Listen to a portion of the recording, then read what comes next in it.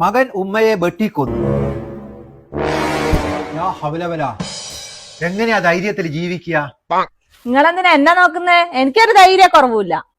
അതെന്താ? എനിക്ക് മക്കളില്ലാലോ, നിങ്ങൾക്കല്ലേ ഉള്ളൂ. നിങ്ങൾ എന്തിനാന്ന് എന്നെ പഠിപ്പിക്കുന്നത്? നിങ്ങൾ ആദ്യം കെട്ടിയാലേ ഒരു മോനില്ലേ, ഓനെ പോയി പഠിപ്പിക്ക്. അതാ വരുന്ന. എന്താ നാലാളും കൂടി ഒരു കൊഞ്ചല്? 4 ആളോ? അതാരാ പുരുഷ വേറെ ആള്?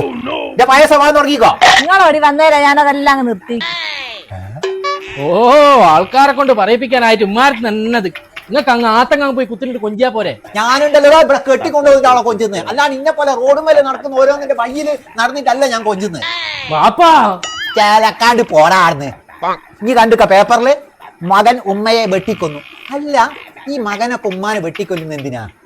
അത് നിങ്ങൾക്ക് തിരിഞ്ഞിക്കില്ല. അത് നല്ല മൂത്ത കഞ്ചാവ് അടിച്ചിട്ടാ, പിന്നെ പൊടിയുണ്ടാവും.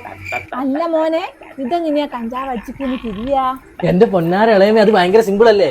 ഉദാഹരണത്തിന് നമ്മളെ പോർച്ചില് 2 കാറില്ലേ, ഇത് അടിച്ചു കഴിഞ്ഞാൽ അത് 4 കാറായിട്ട് തോന്നും. വിട്ടോ